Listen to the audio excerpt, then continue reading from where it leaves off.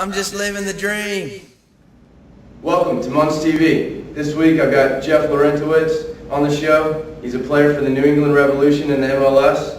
He's born in California, raised in Pennsylvania. Some of his individual and team accomplishments include two-time college All-American, four-time All-Ivy League selection, back-to-back youth national championships, 2 Ivy League championships at Brown, 2-time MLS Eastern championships, and a U.S. Open Cup. That's quite a list, Jeff. Thanks for coming on the show. Yeah, no problem. So you've been a pro now 4 years. The Boston Herald is calling you one of the experienced veterans of the team, kind of the go-to guy. Today I'd like to talk to you about how you got to where you are today and how you plan on getting to where you want to go tomorrow. So, what was it like growing up playing soccer in Pennsylvania? It was good. I think that there's a rich community in Pennsylvania with soccer, and my parents started me when I was young, about 5 years old, and I just kind of grew up. I played a lot of sports, so I mean I think I was like any other kid in the United States. You know, you play baseball and basketball and stuff. But as I got older, I realized that I thought soccer was going to be the one that I wanted. So in high school you were a forward, a defender in college. You're now a center midfielder in the pros. Do you think your versatility as a player and that kind of willingness to adapt has helped you reach the next level? I think so. I mean, when I grew up playing forward and stuff, it was just something that came natural. You know, everyone wants to be the kid that scores. And I wouldn't say that, you know, I was one of the best players on the team, but I was pretty determined, and the coaches liked that, so they kind of put me up front. And then when I was recruited out of high school as a forward, and I got to Brown, and fortunately, like my first week there, someone got injured in the back, and the coach just asked me, he said, you know, have you ever played in the back? Yeah.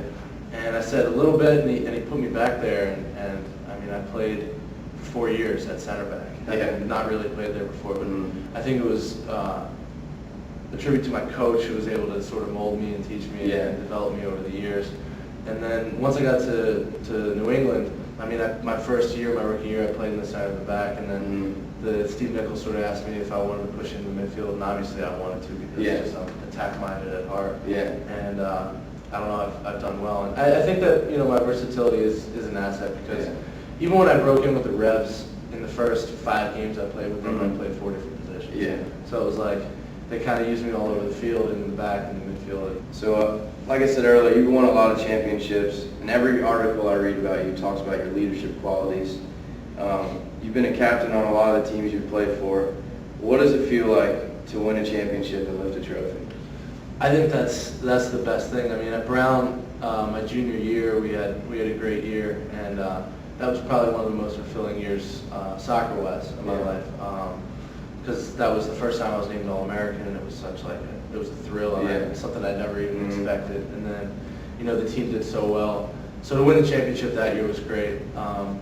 But I think that probably winning the youth titles when I was like 18 and 19 years old was just the most fun because it's with the guys that you grew up with and your friends from home. And they were that for years. Exactly, and I still talk to those guys all the time. You know, you've been the type of player, they seem like every level you get to, you adapt, you improve. Coach Steve Nichols for the Revs has a quote in the Providence Journal about you back in '06, kind of right when you really got in there. He says, what has Jeff done to improve? And it says, basically everything. But at the end of the day, it's about making good decisions quickly. You know, when you're on the field, you have to be sharp and you have to make decisions. And sometimes the difference in the game is a good decision and a bad decision. He's been making good decisions all the time. So you've got numerous individual achievements, team championships. You know, you're only 24. It seems like you'd be a #1 draft pick, but do you remember what number you were picked in the draft and what draft you were in? Yeah, that was a tough time because I was in the supplemental draft, and I was the 3rd to last pick. I think it was like 45th, and that was, like I said, it was a tough time because, you know, you go to the combine and you come out of college, you have success, and you think, oh, you know, this could work out, and people are telling you you're going to get drafted, and then the super draft went by and I wasn't picked, and I was like, I was pretty upset. And then the supplemental draft, I don't know, a lot of people know, but it used to be done over the internet. I think it still is, and it's just kind of a conference call between all the coaches in the league. And it got to the final round, the 4th round of the supplemental draft, and I still hadn't been picked. And I was in my apartment, and I was just like, you know, forget this. I guess it's not going to happen. And I was pretty down. I went into the bathroom, I took a shower. It was like early in the morning. And I came back and I heard the New England Revolution Steve Nickel picks Jeff Larentowicz from Brown, and it was just like, it was bittersweet, because I wanted to. You wanted that justification of your game to be picked, earlier in the draft. But when I was picked so late, I was upset, but I was also happy that I was picked, and especially to go to New England. All right, so number 45 in the supplemental draft. Your first year in MLS, 2005, you saw a couple minutes of first-team action.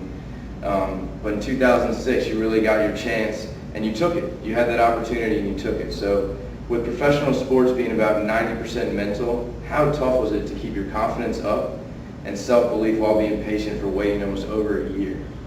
Yeah, it was difficult. I mean, I can't say that I did it alone. I had friends around the league who were in a similar situation as I was, and obviously my parents and my coach at college helped me through that first year. But I think also it's kind of my personality that I don't really let people tell me that I can't do something.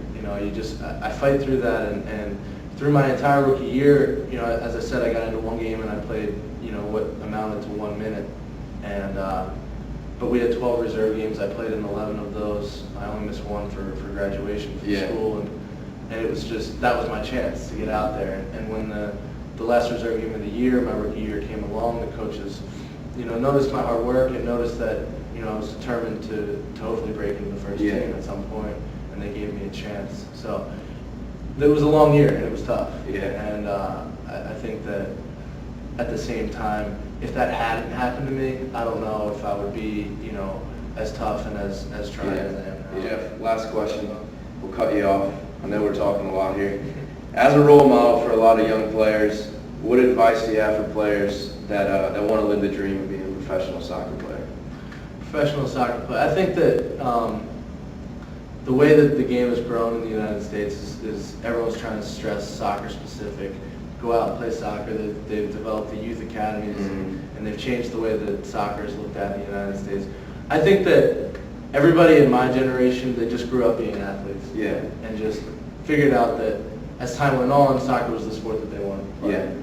And I think that kids, as they come up, they should continue to play all the sports that they want to play.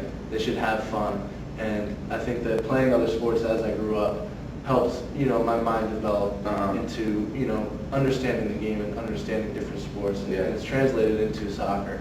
So I'd say that if you want to play soccer, the most important thing is probably to watch soccer at the highest level. Watch MLS games, watch European games on TV, and just see how those players play. But ultimately, you don't want to set yourself down a one-track path and say, I'm just going to play soccer, because you never know what else you can be good at. So I think that you can just play the sports that you enjoy, and ultimately things will probably fall into place. Good message. Have fun. If you're not enjoying it, what's the point of playing? Exactly.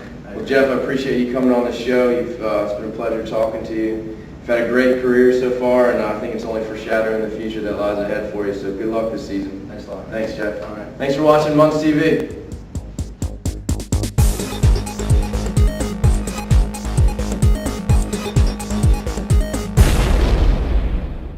I'm just living the dream.